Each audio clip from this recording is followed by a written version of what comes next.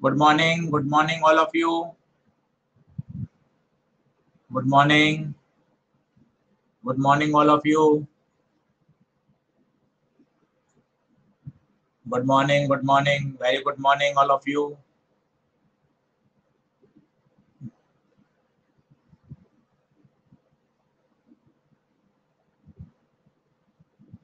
आवाज क्लियर आ रही है क्या? ऑडियो वीडियो क्लियर है क्या? बता दीजिए। ऑडियो वीडियो क्लियर है क्या? All clear, all clear. आवाज साफ आ रही है?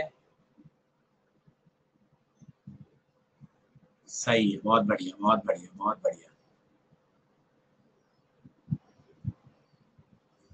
स्लाइड दिखाई दे रही है क्या?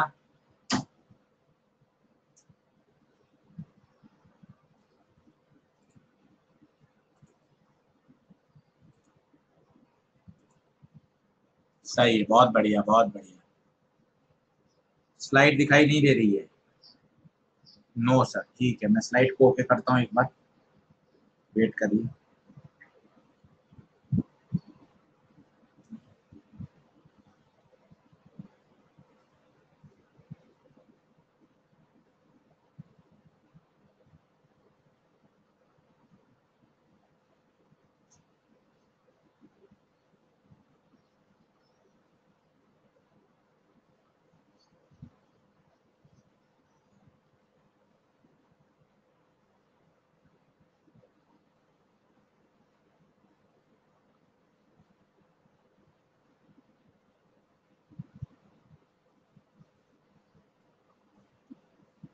हाँ, स्लाइड ठीक है क्या?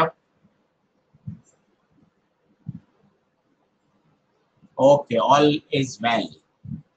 आप मुझे बताइए, माइक्रोस्कोप टेलीस्कोप का कैसा अपडेट है? क्या क्लियर समझ में आ गया था? माइक्रोस्कोप टेलीस्कोप क्वेश्चन बनाए क्या आप लोगों ने? क्वेश्चन बना लिए थे क्या अच्छे से?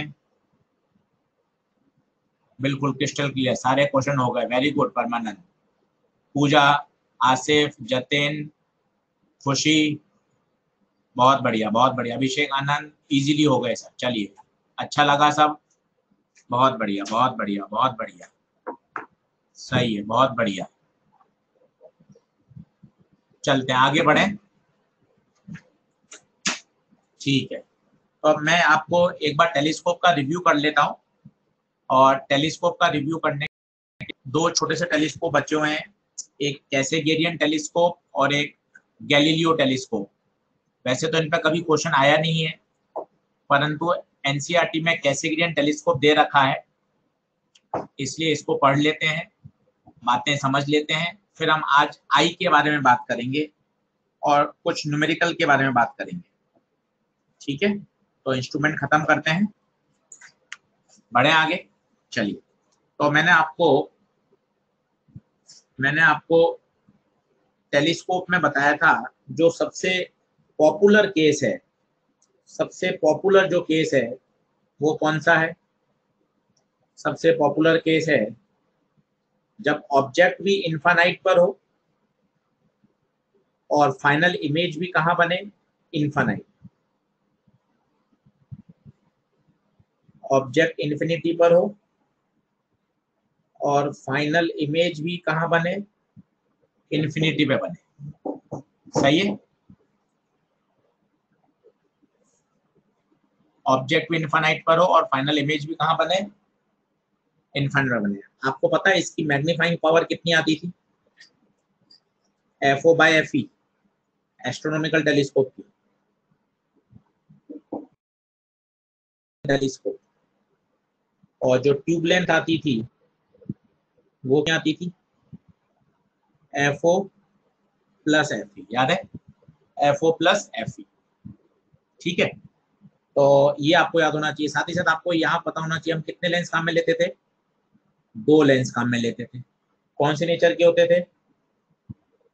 कॉन्वेक्स लेंस होते थे। ये सब हमने पढ़ लिया था। अब लेंस में बच्चों क्या होता है, एक कमी होती है, वो कमी होती है क्रोमेटिक अब्रेशन की। आगे जाके जब हम लेंस पढ़ेंगे तब तो सीखेंगे ही, पर आपको थोड़ा बहुत 12th का याद हो, लास्ट ईयर का याद हो, तो एक क्रोमेटिक अब्रेशन की समस्या होती है लेंस में, क्रोमेटिक अब्रेशन की। तो उसको दूर करने के लिए कैसे गेरियन में आप देख सकते हैं हमने क्या काम में लिया है, मिरर्स काम में लिए हैं, क्योंकि मिरर में वो क्रोमेटिक एब्रेशन वाली समस्या नहीं होती, मिरर में क्रोमेटिक एब्रेशन वाली समस्या नहीं होती, पहली बात, खास बात है। दूसरी बात ये है,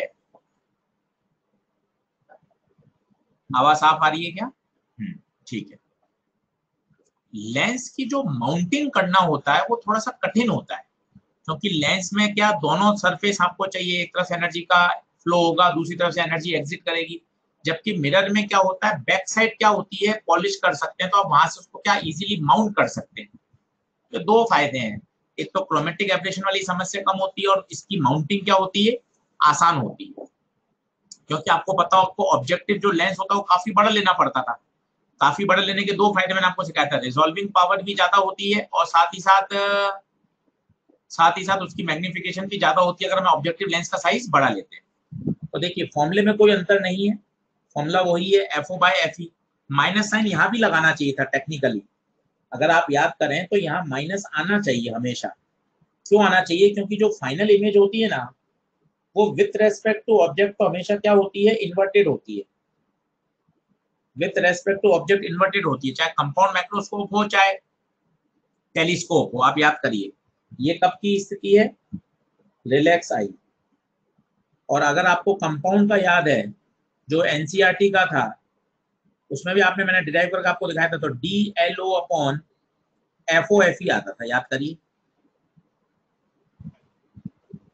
रिलैक्स आई में, जब फाइनल इमेज कहां बने, इनफाइनाइट पे बने। क्लियर है क्या? चलिए बहुत बढ़िया, बहुत बढ़िया।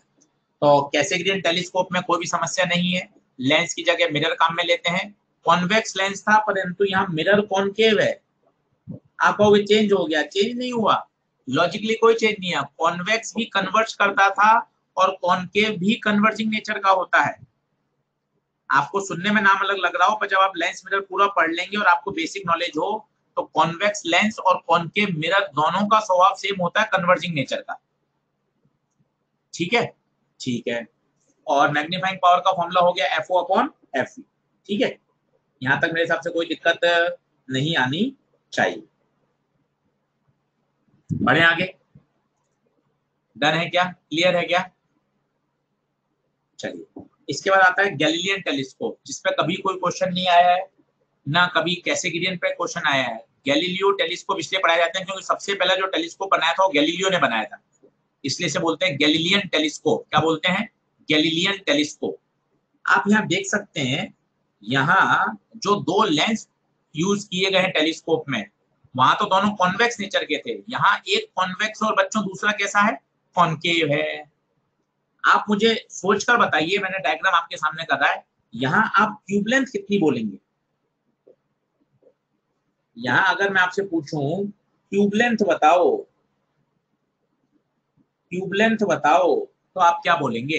ट्यूब लेंथ क्या बोलेंगे? ध्यान से डायग्राम में देख के बताइए, ट्यूब लेंथ क्या बोलेंगे? FO minus FE। बहुत शानदार, शाबाश, शाबाश बच्चों, शाबाश। FO माइनस FE आएगा, बहुत बढ़िया। क्योंकि आप देख सकते हैं डायग्राम से आपको फील आ रही होगी। अब आप कहोगे सर हमने वहां तो FO प्लस FE रटा था। अरे आपको जो याद है वो सही है, FO प्लस FE, पर ये FE है कॉनकेव लेंस, और कॉनकेव लेंस की तो फोकल लेंथ क्या होती है, नेगेटिव होती है। जैसे ही आप यहाँ साइन रखोगे तो अपने आप वो क्या बन जाएगा, FO माइनस FE हो जाएगा। ऐसा बिगनर बॉक्स में क्वेश्चन है, जिन्होंने किया वो मिल गया होगा। तो ध्यान दीजिए, गैलीलियन टेलीस्कोप में जो लेंथ होती है उसका विशेष ध्यान रखिए, FO माइनस FE। अब आपने माइनस साइन लगा दिया ना, अब आपको साइन रखने की जरूरत नहीं है दोनों लेंस की, क्योंकि आपने बीच में माइनस को उपयोग ले लिया। बताइए क्लियर है क्या? हम सब करिए, ओके है क्या बात? Any doubt, any doubt? तो मेन तो एस्ट्रोनॉमिकल टेलीस्कोप ही है, और आप मुझसे पूछें तीनों इंस्ट्रूमेंट में सबसे ज्यादा कौन सा इंपॉर्टेंट है, माइक्रोस्कोप, टेलीस्कोप, सिंपल माइक्रोस्कोप, तो अगर आप पिछले 10 साल के आपने क्वेश्चन करे हो तो टेलीस्कोप पर ही ज्यादातर क्वेश्चन पूछे जाते हैं।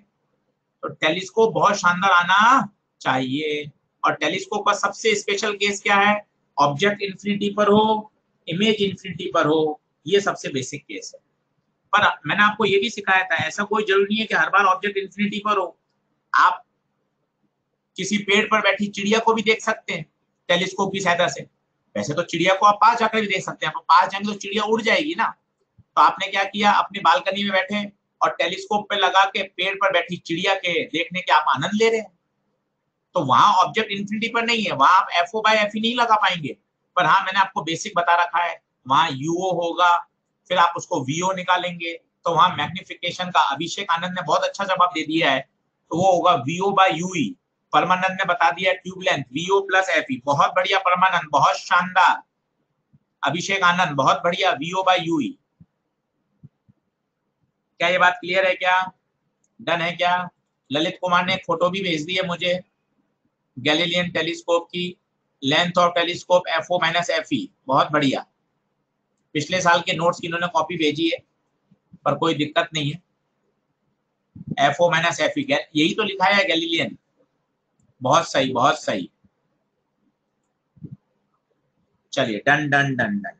तो मेरे हिसाब से क्या ऑप्टिकल इंस्ट्रूमेंट में सारी बातें क्लियर हो गई क्या, कर लेंगे अच्छे से। एक ये सवाल है रेस में दे रखा है, सॉल्व एग्जांपल में भी है।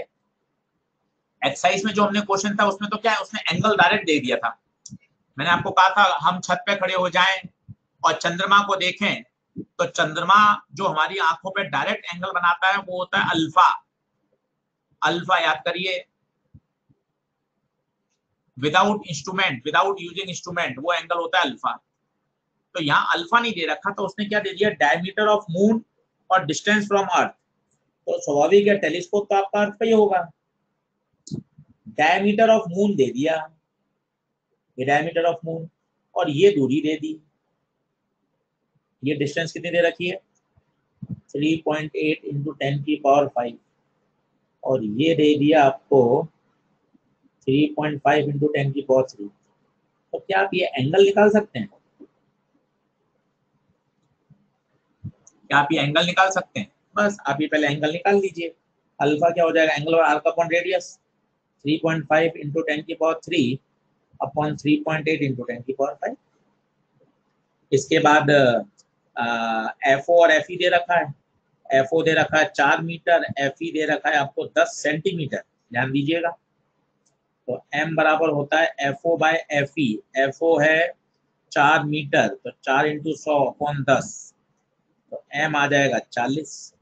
और इसके बाद क्या लगा लें, एम बराबर बीटा बाय अल्फा। बढ़िया क्वेश्चन है। अल्फा कैसे निकाल लिए, मोहम्मद पूछ रहे अल्फा। बेटा अल्फा आर्क अपॉन रेडियस, आप आधा निकालोगे तो अल्फा बाय 2 होगा, तो इसका आधा करना पड़ेगा, तो इसको वापस डबल करना पड़ेगा, तो मैंने पूरा लगा दिया एक साथ। देख लीजिए,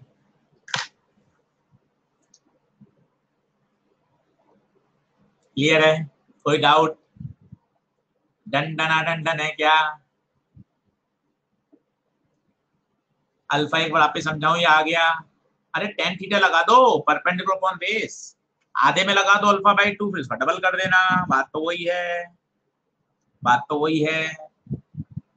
सॉल्व एग्जाम्पल है, बिल्कुल परमानेंट सही कह रहे हैं, सॉल्व एग्जाम्पल में दे रखा है, बहुत सही परमानेंट, बहुत सही।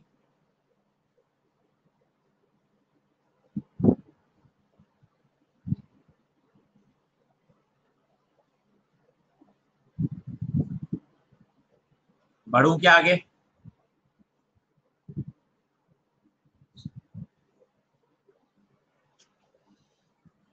डन है, डन है, डन है।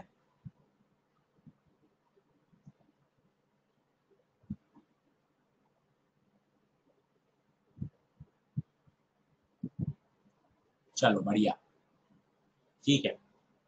तो मेरे हिसाब से अब मुझे ऐसा लगता है कि आप इंस्ट्रूमेंट के सारे सवाल कर सकते हैं। कैसे गिरियन, क्या कोई न्यूमेरिकल आपका नहीं बना हो, बिगनर बॉक्स में दे रखा है, अब आपसे बन जाएगा। ये एंगल वाला आपको मैंने करा दिया। एक्सरसाइज 1 2 3 के आप सारे क्वेश्चन कर सकते हैं।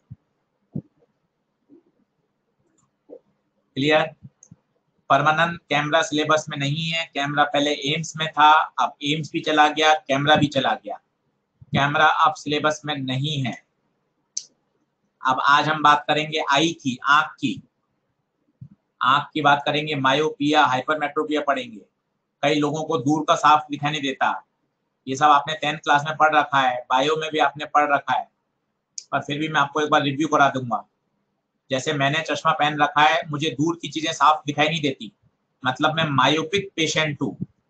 हमारे घर में जो बड़े बुजुर्ग होते हैं, दादाजी दादी जी, नाना नानी जी, वो अखबार पढ़ने के लिए भी चश्मा काम में लेते हैं, मतलब उनकी पास की आंखें कमजोर है, वो हाइपरमेट्रोपिया पेशेंट है। तो ये सारी बातें हम आज करेंगे।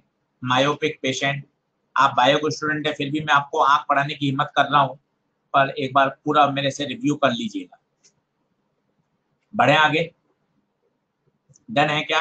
पढ़े, आंख पढ़े, आंख के बारे में बात करें। चलिए चलिए, वेरी गुड वेरी गुड, बहुत बढ़िया।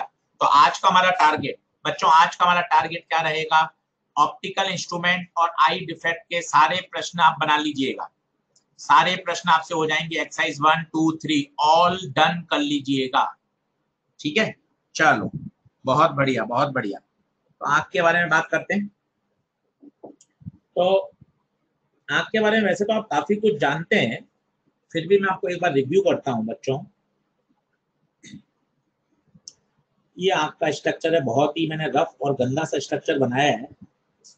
ये आंख के आगे होता है कॉर्निया, और ये होता है लेंस। पीछे होता है रेटिना, जिसे हम बोलते हैं पर्दा, जहां पे सारी इमेज बनती है। अब वैसे तो मैंने आपको पहले दिन ही बताया था कि ऑब्जेक्ट इन्फिनिटी पर है तो अभी इमेज को रेटिना पे बननी है। ऑब्जेक्ट पास में आता जा रहा है आता जा रहा है आता जा रहा है, तो कायदे से तो इमेज रेटिना के पीछे बननी चाहिए थी। परंतु क्या करती है, लेंस अपनी पावर को चेंज करता है, इस प्रकार से चेंज करता है कि अगेन इमेज वापस फिर कहाँ बनती है? रेटिना में बनती है। आप ऑब्जेक्ट को पास आते जाओ, आई मसल्स पे जोर पड़ेगा और वो अपने आप इमेज को कहाँ एकोमोडेट करेंगी? रेटिना पर। ये आप जानते हैं, और ये प्रकृति की देन है कि जो सिलेरी मसल्स होती हैं वो radius of curvature eye lens के चेंज करती हैं, और इस प्रकार से चेंज करती हैं ताकि फाइनल इमेज अगेन कहाँ बने? रेटिना पर। क्या ये बात सबके लिए सही है क्या? और ये काम तब तक चलता है जब तक ऑब्जेक्ट 25 सेंटीमीटर तक आ जाता है। अगर आप ऑब्जेक्ट को 25 सेंटीमीटर से और पास ले आओगे, तब आई मसल, सिलेरी मसल हेल्पलेस हो जाती हैं, सरेंडर कर देती हैं कि अब मैं फाइनल इमेज को रेटिना पे नहीं बना सकती, फिर मुझे धुंधला दिखाई देता है, ब्लड दिखाई देता है, इमेज मुझे फटी हुई दिखाई देती है। इसलिए कहा जाता है जो स्वस्थ आंख है, जो नॉर्मल ह्यूमन आई है, उसके लिए जो फार पॉइंट है वो इनफाइनाइट होता है, और जो नियर पॉइंट होता है वो 25 सेंटीमीटर होता है। बोलिए, इसमें हाँ है क्या? तो ये सामान्य बात, हम ऐसा जानते हैं कि आई लेंस अपनी पावर को चेंज करता है जो टोटल पावर होती है, पर ऐसा नहीं होता। कॉर्निया, थम्स अप है, थम्स अप है, बहुत बढ़िया। कॉर्निया में भी पावर होती है और लेंस में भी पावर होती है। जैसे मेरा जो कॉर्निया है उसके पास भी पावर है और लेंस के पास भी पावर है। हाँ, वो अलग बात है, कॉर्निया की पावर कांस्टेंट रहती है, जबकि लेंस की पावर सिलेरी मसल्स क्या करती हैं? कम ज्यादा कर देती हैं। तो अगर मैं टोटल पावर की बात करूं तो शायद आप बता सकते हैं कॉर्निया की पावर प्लस आई लेंस की पावर। क्या ये बात ठीक है? क्या ये बात ठीक है? अब मुझे सोच के बताइए, जो आई लेंस है इसकी पावर कब मिनिमम होती होगी और कब मैक्सिमम होती है?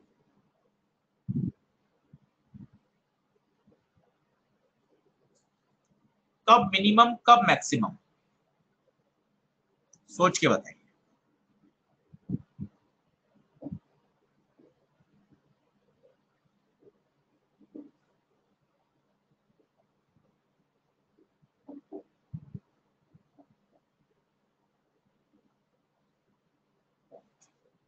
सही बात है, बहुत बढ़िया।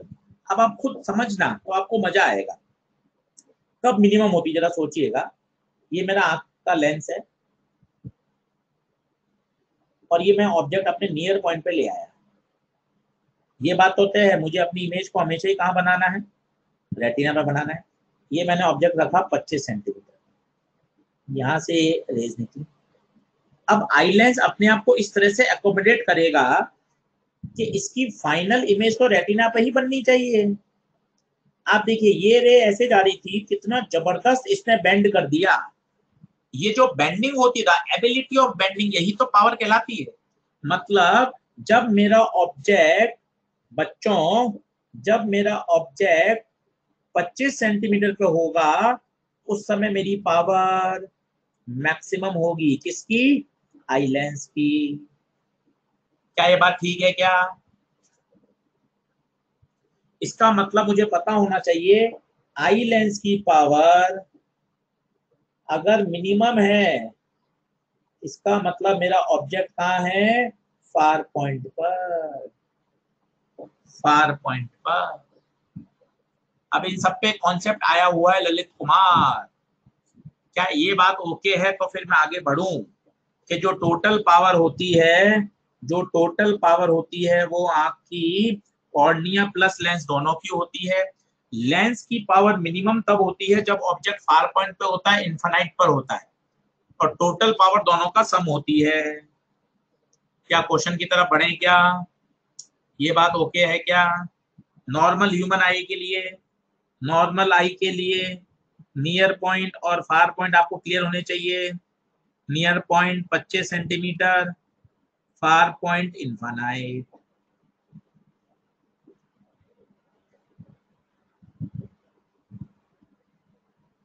सही है, बहुत बढ़िया। चलिए अगला क्वेश्चन देखते हैं। इसी पर एक क्वेश्चन आया हो, ये करिए।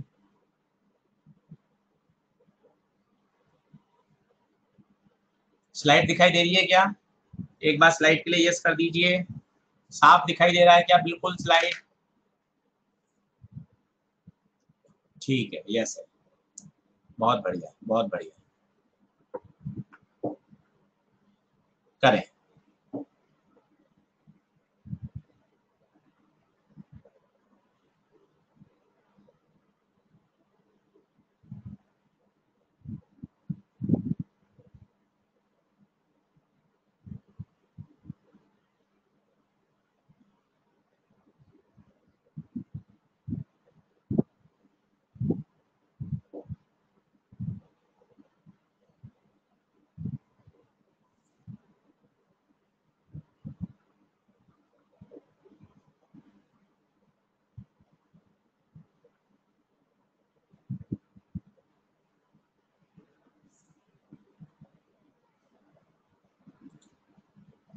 अब कुछ बेसिक बातों को समझिए।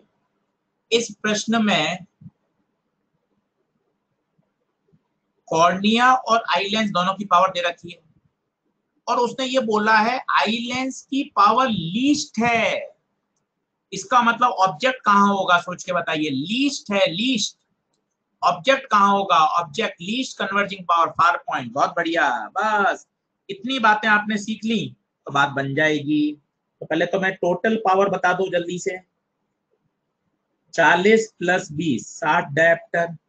फोकल लेंथ बता दो तो एफ आ जाएगा 1/60 मीटर।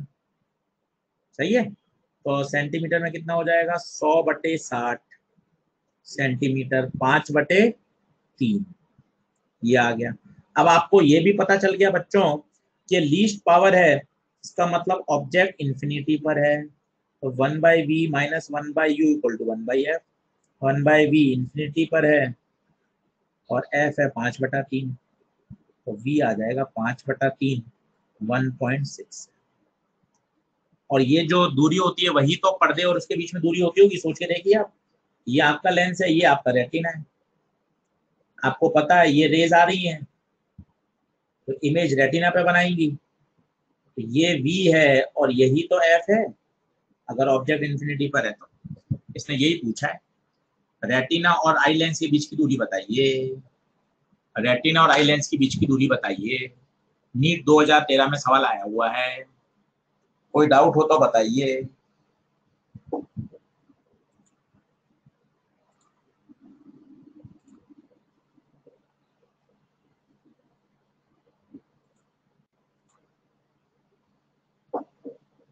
मैं एक बार रिफ्रेश कर रहा हूँ, एक बार रिफ्रेश कर रहा हूँ।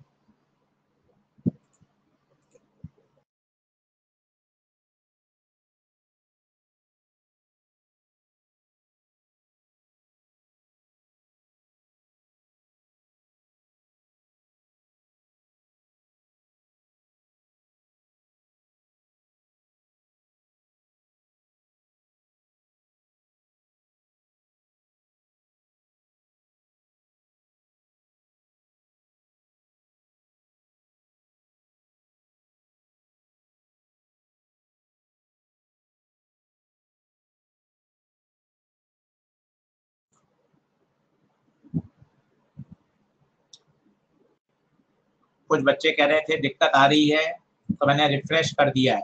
अब बताइए ऑडियो वीडियो क्लियर है क्या? सब ठीक है सर, सब ठीक है, सब ठीक है, सब ठीक है। Okay, done done done.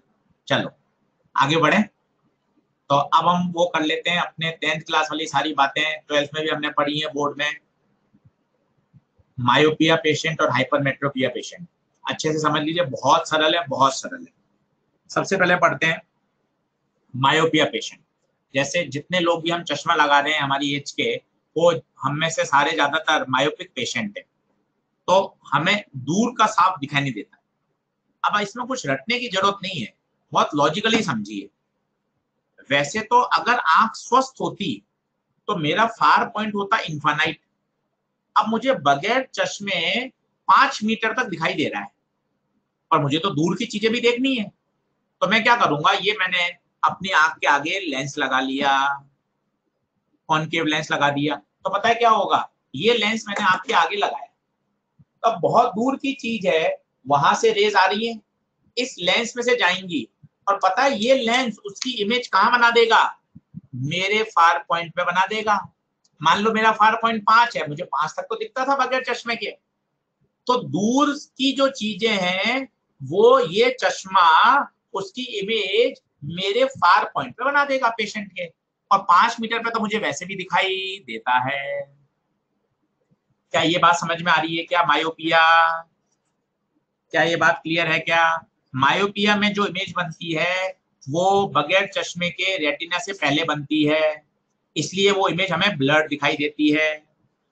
तो आपको पता होना चाहिए मायोपिया, मायोपिया दूर की चीजें साफ नहीं दिखाई देती। क्या गड़बड़ है पेशेंट का? पेशेंट का क्या गड़बड़ है बताइए? पेशेंट का फार पॉइंट गड़बड़ है। क्या करना चाहिए, क्या करना चाहिए बताइए? फार पॉइंट गड़बड़ है। स्वस्थ आंख का, स्वस्थ आंख का कहाँ होता था? इन्फानाइट। अब आप इसको रटेंगे तो मजा नहीं आएगा, आप बस 4-5 बार सुन लीजिए। मान लो एक पेशेंट है,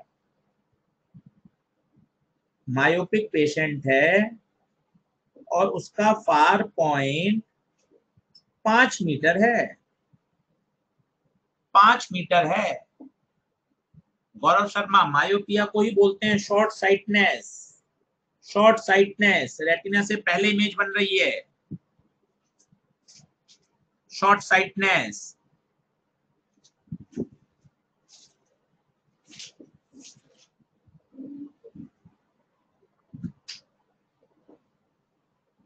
सही है, ठीक है। तो अब होगा क्या, मुझे 5 मीटर तक बगैर चश्मे दिखाई दे रहा था। अब मुझे तो दूर की चीजें देखनी है, बिल्डिंग भी देखनी है, दूर की चीजें भी देखनी है। तो दूर की जो चीजें देखनी है वो मेरा ऑब्जेक्ट हो गया। अब ऑब्जेक्ट से जो रेज आएंगी वो पहले इस लेंस में जाएंगी, और ये लेंस इसकी इमेज कहां बना देगा? 5 मीटर पर। मजे की बात है, U और V दोनों नेगेटिव होंगे, ध्यान दीजिएगा। U और V दोनों नेगेटिव होंगे। फील करिए, आंख का लेंस है, लाइट ऐसे आ रही है, U भी पीछे है, V भी पीछे है, U भी पीछे है, V भी पीछे है, दोनों नेगेटिव होंगे।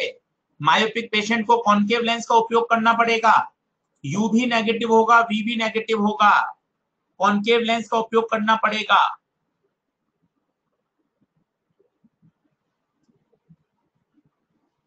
क्लियर है, डन है क्या?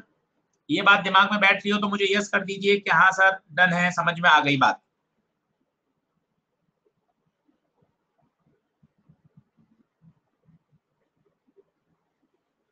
बहुत बढ़िया, बहुत बढ़िया, शानदार शानदार।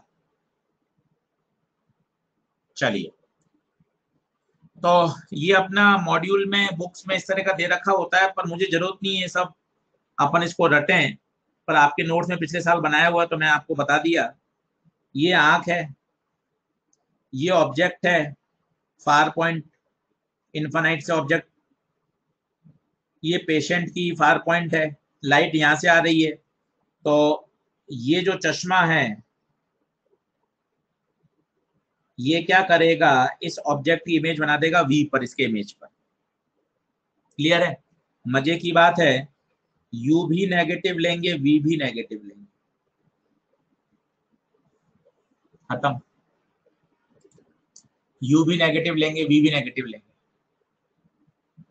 कई डायरेक्ट भी याद कर लेते हैं कि देखिए सर यू इन्फिनिटी है तो वी एफ होगा, मतलब जो उसका फार पॉइंट है वही फोकल लेंथ हो जाएगी, फिर हम पावर निकाल लेंगे 1/f। ये सब ठीक है, अगर आप इतनी बातें याद कर सकते हैं तो अच्छी बात है, नहीं तो सिस्टम है, आप लेंस इक्वेशन लगा लीजिए, हर बार आंसर आएगा। क्योंकि वो जो ट्रिक आपको याद है ना, वो केवल तभी है जब आपका ऑब्जेक्ट इन्फानाइट वाली चीज देख रहा हो। अगर प्रश्न ऐसा आ जाए कि एक पर्सन को 2 मीटर के बियॉन्ड नहीं दिखाई देता, एक पर्सन को 2 मीटर के बियॉन्ड नहीं दिखाई देता, मतलब इसका फार पॉइंट 2 मीटर है, और उसको केवल 8 मीटर पर रखी वस्तुएं देखनी है, वो कह रहा है मेरा जीवन चल जाएगा, मैं सिर्फ 8 मीटर तक ही देखना चाहता हूं, तो पता उस समय यू इन्फानाइट नहीं लेंगे, उस समय यू लेंगे -8 मीटर और वी लेंगे -2 मीटर। इस बात को बताइए ओके है क्या? तो ये शॉर्ट ट्रिक याद करना कि मायोपिया पेशेंट का जो फार पॉइंट होता है वही फोकल लेंथ होती है, इसमें मजा नहीं है, छोटे बच्चे याद कर सकते हैं। और लॉजिकल चलोगे, लेंस इक्वेशन कभी आपको धोखा नहीं देगा। 1/v minus 1/u equal to 1/f लगाइए, यू और v दोनों नेगेटिव लीजिए। क्या यू और v दोनों नेगेटिव, ये समझ में आ गया? आप इस डायग्राम में देख सकते हैं, लाइट तो आ रही है राइट टू लेफ्ट, परंतु जब आप u और v को मेजर करोगे फ्रॉम कॉनकेव लेंस तो दोनों ही राइट हैंड साइड पर हैं। क्लियर है? मायोपिया पेशेंट, मायोपिया मायोपिया, हम सब मायोपिक पेशेंट हैं, जितने हम बच्चों ने चश्मा लगा रखा है इंक्लूडिंग मी, हम सब मायोपिक पेशेंट हैं। हमें दूर की चीजें साफ नहीं दिखाई देती, हमारा फार पॉइंट गड़बड़ है। बगैर चश्मा हमारा इमेज रेटिना से पहले बनता है, इसलिए हमें दूर की चीजें धुंधली दिखाई देती हैं। सबका फार पॉइंट अलग अलग होता है, इसलिए सबके चश्मे की पावर अलग अलग है। मेरी चश्मे की पावर है -1 डायप्टर, -1। यहाँ -1 डायप्टर में भी फिजिक्स है, क्योंकि हमने कॉनकेव लेंस लगाया है, और कॉनकेव लेंस की जो पावर होती है फोकल लेंथ नेगेटिव होती है। तो कोई पूछे आपसे आपका नंबर बताओ, 2 डायप्टर, 0.5 डायप्टर, नहीं, -1 डायप्टर, -1 डायप्टर। इसका मतलब मेरी दूर की आंखें कमजोर है, मैं मायोपिक पेशेंट हूं, मैंने कॉनकेव लेंस का उपयोग किया है। तो अच्छा बोलिए नंबर क्या है? 1 नंबर है। अरे 1 नंबर नहीं है, मेरा नंबर -1 डायप्टर है, यूनिट पावर की डायप्टर। जैसे मास की किलोग्राम होती है, लेंथ की मीटर होती है, टाइम की सेकंड होती है, उसी तरह पावर की यूनिट क्या होती है? डायप्टर। बोलिए क्लियर है क्या? यहां तक क्लियर? स्क्रीन चली गई है, कई बच्चे कह रहे हैं स्क्रीन गया, ठीक है, तो मैं स्क्रीन को वापस ले आता हूँ। स्क्रीन क्यों चली गई?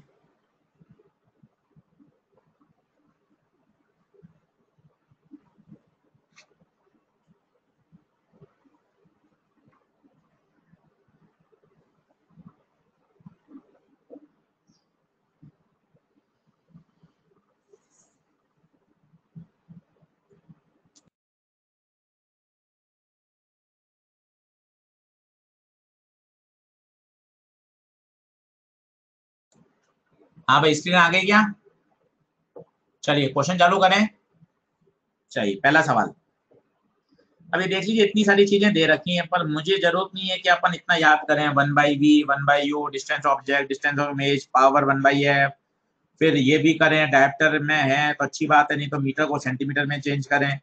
इतना सब रटने की आवश्यकता नहीं है, बहुत दिमाग पे लोड आता है। बिल्कुल रिलैक्स। लेंस इक्वेशन लगाना है, 1/v minus 1/e equal to 1/f लगाना है। u और v दोनों नेगेटिव होंगे। अगर मैं फोकल लेंथ सेंटीमीटर में लेता हूं तो मुझे पावर डायप्टर में नहीं मिलेगी। डायप्टर में है तो फोकल लेंथ मीटर में आएगी। मीटर में फोकल लेंथ रखूंगा तभी पावर डायप्टर में आएगी। बात खत्म। बेसिक फंडामेंटल याद करिए, कभी दिक्कत नहीं आएगी। चलिए अब उल्टा पढ़िए। दादाजी, नानी जी, माताजी, पिताजी जो अखबार पढ़ने के लिए चश्मा लगाते हैं तो उनका क्या गड़बड़ है? Near point. स्वस्थ आंख का नियर पॉइंट होता है 25 सेंटीमीटर।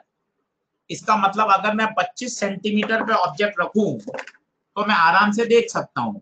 25 सेंटीमीटर से ज्यादा पास में ले जाऊं तो हम में से कोई भी हो वो नहीं पढ़ पाएगा। उसका कारण शायद आपको समझ में आया होगा, क्योंकि अब अक्षरों के द्वारा आंख पे बनाया गया विजुअल एंगल एक मिनट से भी क्या हो जाता है? कम हो जाता है। फिर मैं अक्षरों को रिजॉल्व नहीं कर पाता, वहां रिजॉल्विंग पावर का कॉन्सेप्ट लग जाता है।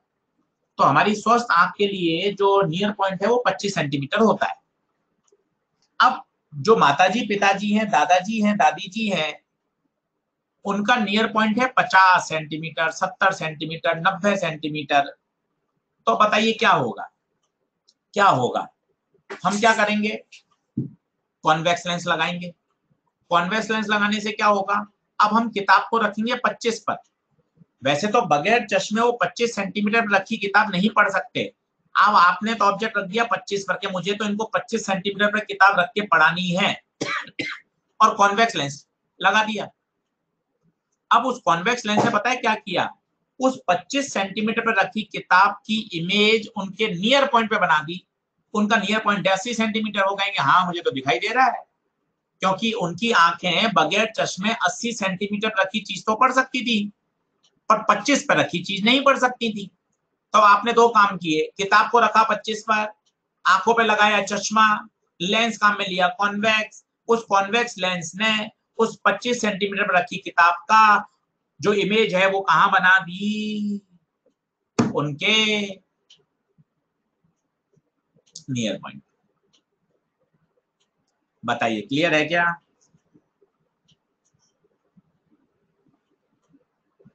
ये स्क्रीन बंद हो जाती है इसलिए बार बार ये स्लाइड गायब हो जाती है। स्क्रीन बंद हो जाती है इसलिए स्लाइड गायब हो जाती है। अब स्क्रीन को अपन को ऑन रखना पड़ेगा, कुछ ना कुछ स्क्रीन पर लिखते रहेंगे तो सही रहेगा। चलिए अभी आ जाएगी, कोई दिक्कत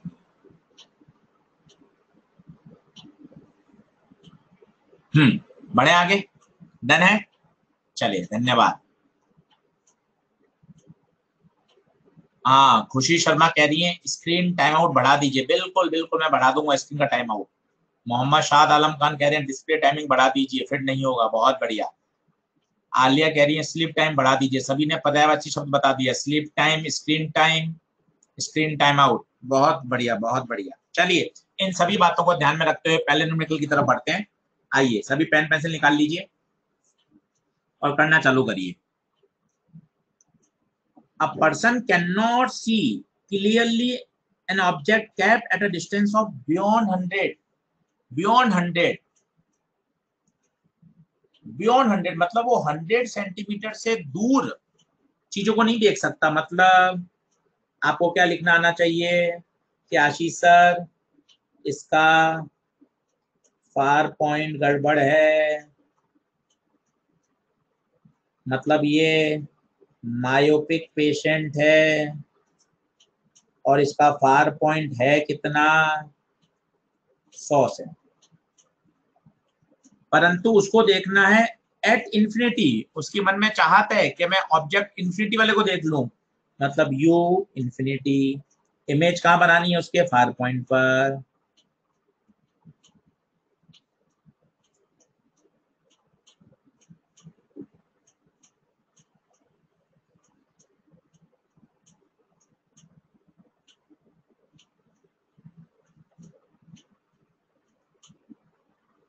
बहुत ही छोटे सवाल है, 10th क्लास वाले, छोटे बच्चों वाले, पर आए हुए पेपर में 1-2 बार, इसलिए बताना जरूरी है।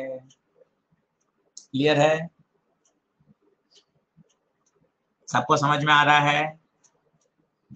चलिए,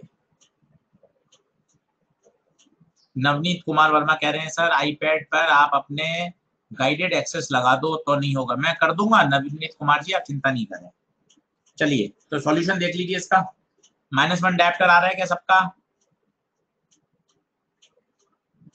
मोहम्मद शहन कह रहे हैं कि सर इसका आंसर वही आया है जो आपका पावर का नंबर है। बिल्कुल, मेरा नंबर -1 डायप्टर ही है। बहुत बढ़िया, सवाल भी तो मैंने ही वैल्यू इस तरह से सेट करी है। सही है, बहुत बढ़िया। अगला, अगला देखिए, अगला देखिए।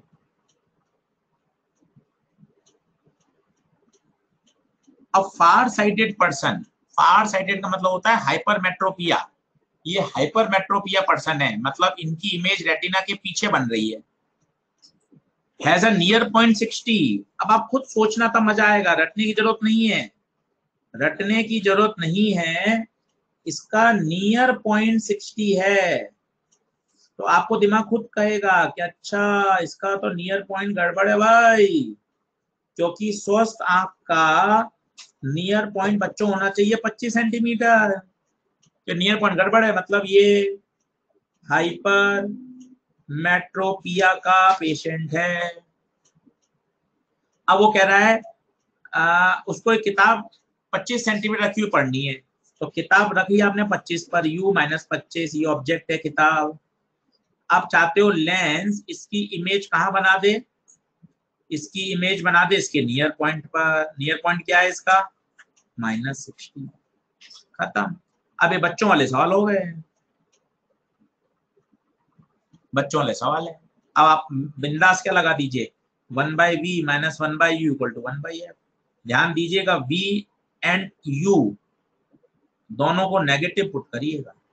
क्यों नेगेटिव पुट किएगा, शायद आपको समझ में आ रहा होगा। क्लियर है क्या? Done done done. देख लें, आंसर मिला लीजिए।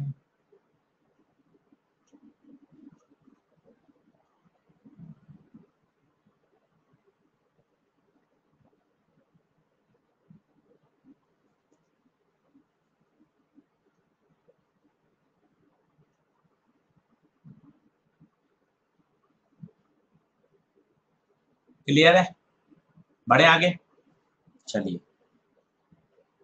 एक और देख लीजिए। अब ये व्यक्ति दोनों तरफ से परेशान है, इसका नियर पॉइंट भी गड़बड़ है और फार पॉइंट भी गड़बड़ है। तो आपने देखा होगा, पास की आंख भी कमजोर है, दूर की आंख भी कमजोर है। तो वैसे तो पुराने समय में तो अलग अलग चश्मा लगाते थे, आपको याद हो, दूर का अलग होता था, अखबार पढ़ना होता था, दूर वाला खोलते थे, पास वाला चश्मा लगाते थे। पर अब तो आजकल बाईफोकल बनने लग गए हैं, एक ही लेंस में, एक ही चश्मे में दोनों हो जाते हैं।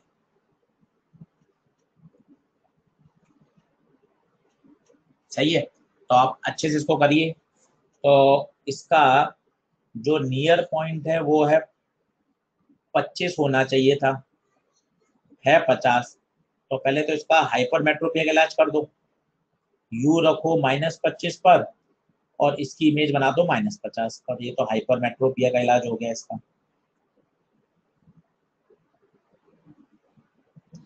ठीक है, मायोपिया का इलाज कर दो। ये 4 मीटर होना चाहिए, गलत है, 4 मीटर। मायोपिया का इलाज कर दो। मायोपिया कहेगा मुझे दूर की चीजें देखनी है और इसकी इमेज 4 मीटर पे बनानी है, तो ये इसके मायोपिया का इलाज होगा। मजे आ गए, उसको दूर की चीजें भी दिख रही हैं, पास की चीजें भी दिख रही हैं। आंसर मैच कर लीजिए, आंसर मैच कर लीजिए। देख लीजिए, स्लाइड दिखाई दे रही है आपको साफ? आंसर मैच कर लें। मायोपिया का इलाज कर दिया, हाइपरमेट्रोपिया का इलाज कर दिया, दोनों इलाज कर दिए उसके। चलिए, अब ये कुछ पुराने पेपर के सवाल देख लेते हैं अपन। मेरे हिसाब से चारों क्वेश्चन हम कर चुके हैं, देख लीजिए कोई रह गया है क्या? चारों हो गए क्या? ऑल डन, तो ऑल डन लिख दीजिए कि हाँ सर चारों कर लिए। ठीक है, बहुत बढ़िया, ये भी हो गया। ये मैंने आपको माइक्रोस्कोप के लिए बताया था और आपको डेरिवेशन भी करके बता दिया था। ये होता है -DLO/FOFE, जबकि टेलीस्कोप के लिए होता है FO/FE। बता दिया था, आंसर भी याद हो गया। चलो बहुत बढ़िया। ठीक है, अगला देखो, नीट 2016 का, नीट 2016 का सवाल देखिए।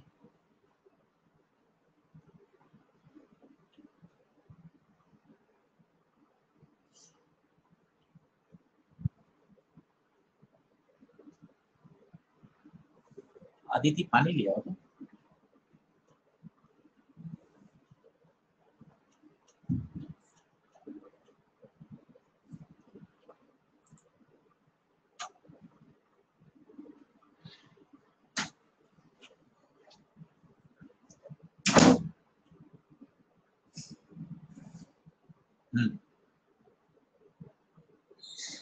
कर लीजिए।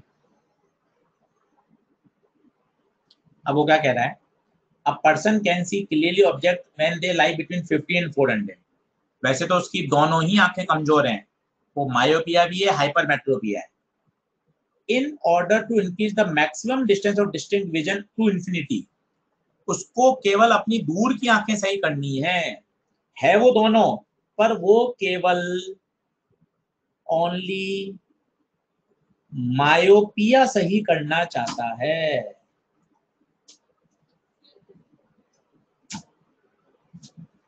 ओनली मायोपिया सही करना चाहता है। इसका मतलब U तो ले लेंगे इंफिनिटी और V ले लेंगे -400। है वो दोनों, पेशेंट दोनों का है, पेशेंट वो दोनों का है, पर वो अभी सिर्फ दूर की चीजें सही करना चाहता है। खत्म। अब आप 1/B - 1/U = 1/F, तो B आ जाएगा आपका F के बराबर आ जाएगा, तो F आ जाएगा आपका -400 सेंटीमीटर, बोले तो -4 मीटर, पावर आ जाएगी 1/F, कॉनकेव होगा।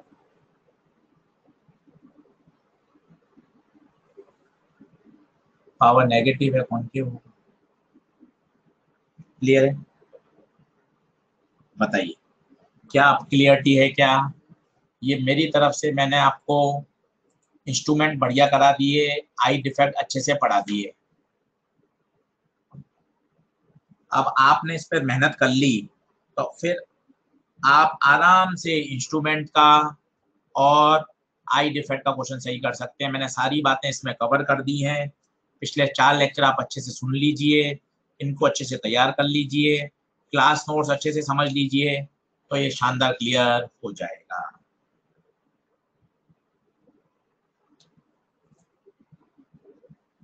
क्लियर? चलो बढ़े, आगे बढ़े भाई, नेक्स्ट सेक्शन खोलें। चलो अगले सेक्शन की तरफ बढ़ते हैं। इंट्रोडक्शन देता हूं मैं आपको आज।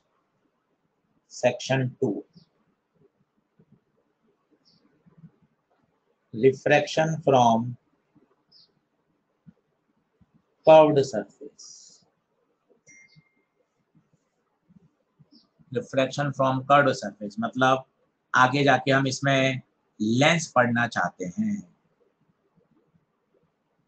अब ये लंबा टॉपिक है और सबसे मेजर टॉपिक है।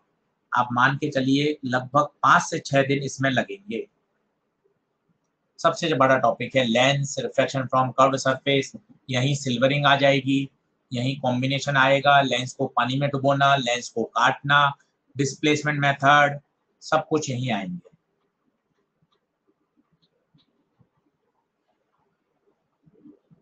क्लियर?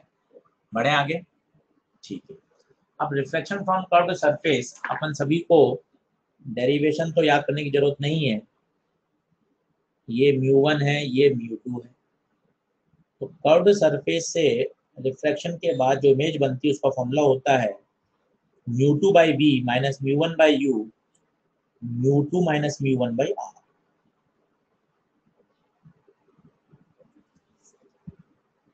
यहां इंपॉर्टेंट है म्यू2, सारा खेल है इंपॉर्टेंट म्यू2 का। अगर आप म्यू2 में परेशान होते रहे तो दिक्कत है। म्यू2 का एक ही नाम याद रखिए, रिफ्रैक्शन होने के बाद रेस जिस मीडियम में गई, रिफ्रैक्शन होने के बाद रेस जिस मीडियम में गई, रिफ्रैक्शन होने के बाद एनर्जी का फ्लो जिस मीडियम में होगा वही म्यू2 है।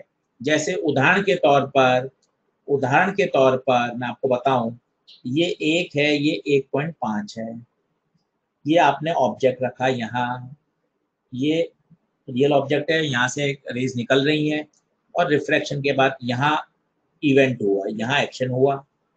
अब रिफ्रैक्शन के बाद रेज 1.5 में गई, दैट इज म्यू2 1.5 है। अगर म्यू2 आ गया तो म्यू1 क्यों सोचना, बचा हुआ तो म्यू1 होगा। आप तो म्यू2 पे बात कर रहे हैं और मैं एक ही शब्द बोलता हूं हमेशा, रिफ्रैक्शन होने के बाद रेज जिस मीडियम में गई, ऑब्जेक्ट से आई, रियल ऑब्जेक्ट से आई, वर्चुअल ऑब्जेक्ट से आई, ये सब बेकार की बातें। एक ही सेंटेंस में काम कीजिए, एक्शन हुआ और एक्शन के बाद रेज जिस मीडियम में गई वो म्यू2 है। अब इसमें कौन प्लस लें कौन माइनस लें, मान लो ये 40 सेंटीमीटर है या कुछ भी है, तो कैसे लेते हैं, हमेशा एनर्जी फ्लो की डायरेक्शन को पॉजिटिव मानिए। रेज लाइट की डायरेक्शन में पॉजिटिव है, आपको नापना सब हमेशा इसके पोल से है। अगर आप एनर्जी फ्लो की डायरेक्शन में चलोगे तो पॉजिटिव, एनर्जी फ्लो के अपोजिट चलोगे तो नेगेटिव, सीधा फंडा है। अगर आप एनर्जी फ्लो के साथ चलोगे तो पॉजिटिव, एनर्जी फ्लो के अपोजिट चलोगे नेगेटिव, और हमेशा कहां से नापोगे, pole of the refracting surface. हमेशा डिस्टेंसेस कहां से नापना, पोल से। In the direction of energy flow positive, opposite चलेंगे तो नेगेटिव। बोलिए डन है क्या, क्लियर है तो ओके कर दीजिए, क्लियर है तो ओके कर दीजिए।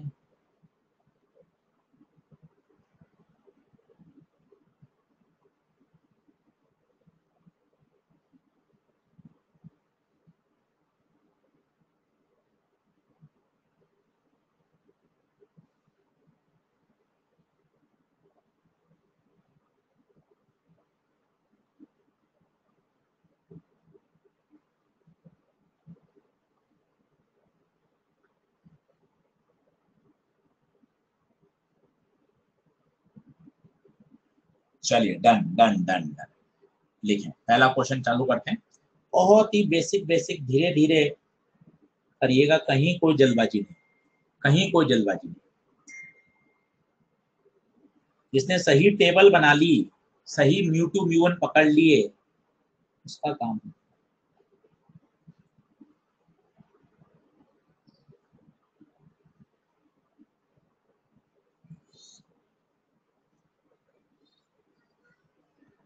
सही म्यू2 पहचानिए, सही म्यू1 पहचानिए, यू भी पहचान लीजिए। बस जिस तरफ एनर्जी का फ्लो हो, लाइट जा रहे हैं, वो पॉजिटिव लीजिए।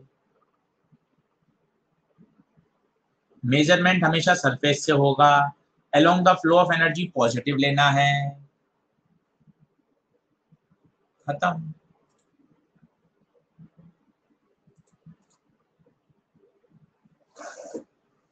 आर नहीं दिया, 8 10 ले लो। अब देखो एनर्जी फ्लो, ये ऑब्जेक्ट है, तो बताइए एनर्जी फ्लो यहां से हो रहा है, यहाँ इवेंट हुआ, रिफ्रैक्शन के बाद रेस कहाँ गई, 1.5 में, तो म्यू1 1 हो गया। आपको हमेशा पोल से नापना है, एनर्जी का फ्लो कहाँ से कहाँ हो रहा है, लेफ्ट से राइट।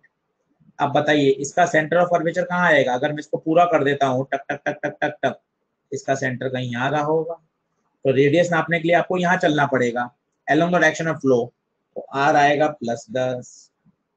ऑब्जेक्ट के लिए आपको पीछे चलना पड़ेगा, यू आएगा -50। साइन अच्छे से रखिए, साइन अच्छे से रखिए। रेडियस प्लस में आएगी क्योंकि उसका जो सेंटर ऑफ कर्वेचर है वो आगे की तरफ है, सेंटर ऑफ कर्वेचर है वो आगे की तरफ है। बहुत ही आसान प्रश्न बनते हैं, बहुत ही आसान प्रश्न। तो बताइए, अगर आप फॉर्मूला लगा दें μ2/v minus μ1/u equal to μ2 minus μ1/r, तो μ2 1.5, μ1 1, u कितना लेंगे, u माइनस का 50, तो 1.5 माइनस 1, r कितना प्लस का 10। इसको आप सॉल्व कर लीजिए, v आएगा प्लस 50। v प्लस 50 का पता है क्या मतलब है, v प्लस 50 का मतलब है इमेज राइट साइड में ही बनेगी। और हमेशा याद रखें, जिस डायरेक्शन में एनर्जी फ्लो हो रहा है, अगर उसी डायरेक्शन में इमेज बने तो हमेशा रियल इमेज होती है। अभी हम प्रूव भी कर लेंगे इसका मैग्निफिकेशन निकालकर, पर कुछ बातें समझिए। जिस डायरेक्शन में एनर्जी का फ्लो हो रहा है, एनर्जी का फ्लो हो रहा है लेफ्ट टू राइट, इमेज भी बन रही है राइट में, तो हमेशा ध्यान रखिए वो रियल इमेज होती है। और रियल ऑब्जेक्ट की रियल इमेज हमेशा इन्वर्टेड होती है। रियल ऑब्जेक्ट की रियल इमेज हमेशा इन्वर्टेड होती है। आप चाहें तो आप इसका मैग्निफिकेशन निकाल के इसका प्रूफ भी कर सकते हैं। इसका मैग्निफिकेशन होता है μ1v अपॉन μ2u। तो μ1 1, v प्लस 50, μ2 3/2, u माइनस 50। तो कितना आ जाएगा, माइनस का 2/3। माइनस आने का मतलब है इमेज इन्वर्टेड है, और ऑब्जेक्ट तो रियल था। रियल ऑब्जेक्ट की रियल इमेज हमेशा इन्वर्टेड होती है। m माइनस में आने का मतलब है इन्वर्टेड। इसका मतलब आप सारी बातें बता सकते हैं कि उसका मैग्निफिकेशन -2/3 होगा। माइनस आने का मतलब इमेज इन्वर्टेड है, ऑब्जेक्ट रियल है, तो इमेज भी रियल होगी, तभी तो इन्वर्टेड होगी। जिस डायरेक्शन में एनर्जी का फ्लो वो इमेज भी वहीं बने, तो हमेशा याद रखिए इमेज रियल होती है। डन है क्या? चलिए अगला देखें। अगला देखिए, मेरे पास एक पानी का मटका है, इसके अंदर पानी भरा हुआ है। कलर है तो ब्लू कलर ही ले लेते हैं, आज ब्लू है पानी। पानी ये मटका है स्फेरिकल, ठीक है साहब।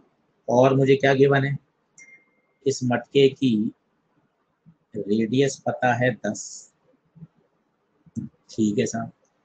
यहाँ एक मछली है साहब, जो कि सेंटर से 4 सेंटीमीटर दूरी पर है। और साहब इस मछली को मैं देखना चाहता हूँ यहाँ से।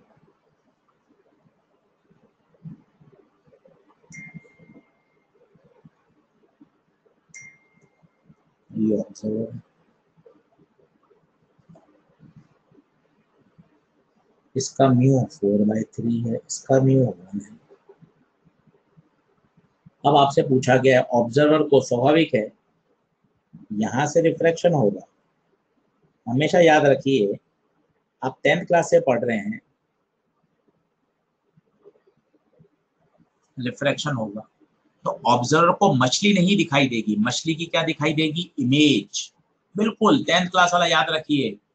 टैंक है, पानी, सिक्का, सिक्का, सिक्का, सिक्का टैंक के बॉटम पे होता है, परंतु हमें सिक्का ऊपर दिखाई देता है क्योंकि हमारी आंख में रेस जाती हैं रिफ्रैक्शन के बाद। अगर हमारी आंखों में रेस बेंडिंग के बाद जा रही है, रिफ्रैक्शन के बाद जा रही है, तो हमें कभी भी रियल ऑब्जेक्ट, हमें ऑब्जेक्ट दिखाई नहीं देगा, हमेशा उसकी इमेज दिखाई देगी, ऑप्टिकल इल्यूजन।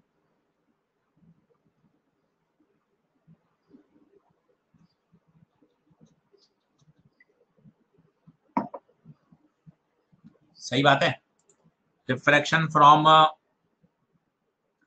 तो अब हम यहाँ फॉर्मूला लगा सकते हैं, पर यहाँ अपरेंट डेप्थ वाला फॉर्मूला नहीं लगेगा बच्चों। अपरेंट डेप्थ वाला फॉर्मूला नहीं लगेगा क्योंकि वो प्लेन सरफेस के लिए होता है। यहाँ सरफेस कैसी है, कर्व्ड सरफेस है। अब सबसे पहले तो आपको ये पहचानना पड़ेगा μ2 कौन है, μ1 कौन है, u कौन है, और सबसे पहले ऑब्जेक्ट कौन है। रे वहीं से तो स्टार्ट करोगे। सबसे पहले बताइए ऑब्जेक्ट कौन है। आराम से आप जैसा भी सोचिए, मैं आपको दो तीन तरीके समझाता हूँ। देखना ऑब्जर्वर को रहे, इसका मतलब लाइट ऑब्जर्वर की आंख में जानी चाहिए, तभी तो ऑब्जर्वर को दिखेगा। इसका मतलब एनर्जी का फ्लो कहां से होगा, मछली से होगा। पहला ऑब्जेक्ट फिश है, ये पहला तरीका। क्योंकि ऑब्जर्वर मछली को देख रहा है तो ऑब्जर्वर की आंख में लाइट जानी चाहिए, इसका मतलब एनर्जी का शुरुआत फिश से हुई होगी। दूसरा तरीका बहुत अच्छा है जो आपको ज्यादा पसंद आएगा। ऑब्जर्वर कभी फिश को नहीं देखेगा, ऑब्जर्वर कभी फिश को नहीं देखेगा, फिश की इमेज को देखेगा। और फिश की इमेज कौन बना सकता है, आप, मैं, हाथी, चींटी या मछली खुद। फिश की इमेज फिश खुद ही बना सकती है, फिश की इमेज फिश खुद बना सकती है, इसलिए ऑब्जेक्ट यहाँ फिश है। जैसा आप समझना चाहें, ऑब्जेक्ट फिश है।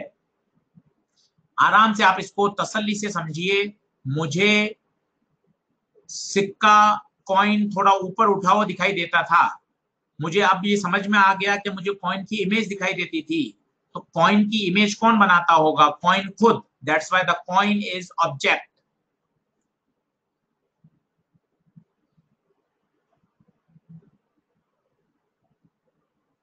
क्लियर है क्या,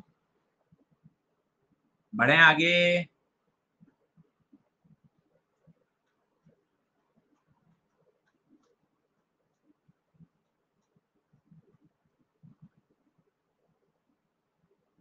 अब आप मुझे बता दीजिए U2 कौन है, म्यू2 म्यू1 कैसे लेंगे।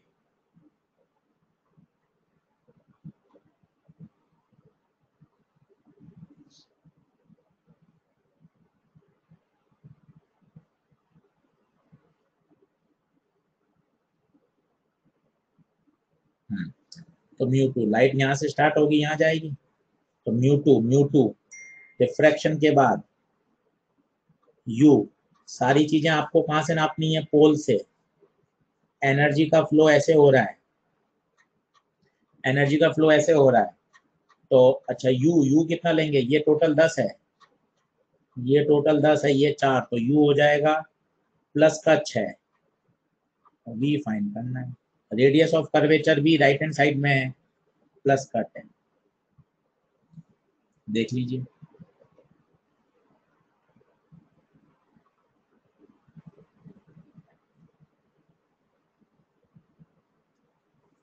यू प्लस 6 आएगा, माइनस 6 आएगा, ध्यान से देखिएगा। हाँ, यू 6 कैसे आया, माइनस कैसे आएगा, प्लस कैसे आएगा, सब बता देता हूँ, आप समझना अच्छे से। यही तो गलती है, थोड़ा सा आपको ध्यान से समझना पड़ेगा। पहली बात तो सारी चीजें हमें कहाँ से नापनी है, कहाँ से नापनी है हमें, सरफेस से नापनी है। तो पहले देखिएगा अच्छे से, ये सेंटर था, ये फिश थी, ये 4 था, नापना आपको कहाँ से था, सरफेस से। तो ये टोटल है रेडियस 10, स्फेरिकल है, ऐसी है। ये फिश है, ये 10 है, ये 4 है, तो ये 6 हो गया। पहली बात तो ये समझिए।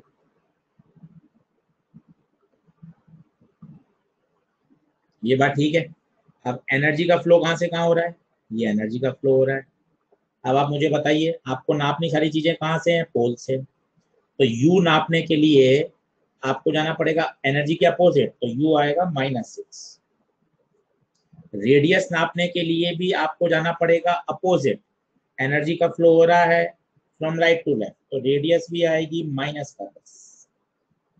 प्लस माइनस की गलती करेंगे तो काम नहीं चलेगा, इसलिए मैंने जानबूझकर ऐसा लिखा ताकि आप समझ पाए।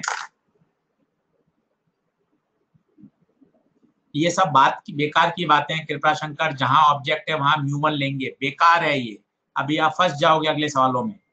केवल एक ही लाइन याद करो, केवल एक ही लाइन याद करो, रिफ्रैक्शन के बाद लाइट जिस मीडियम में जाएगी वो म्यू1 होगा। रिफ्रैक्शन के बाद लाइट जिस मीडियम में जाएगी वो म्यू1 होगा। केवल एक चीज याद करोगे तो मजा आएगा।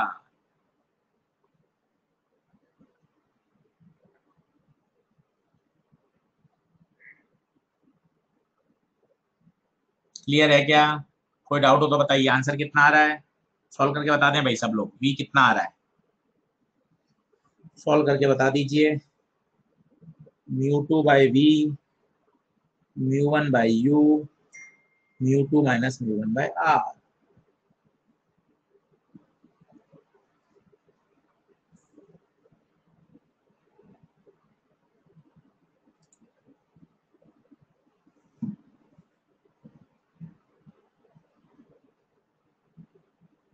सही है, डन, क्लियर है, क्लियर है, सॉल्व कर लेंगे।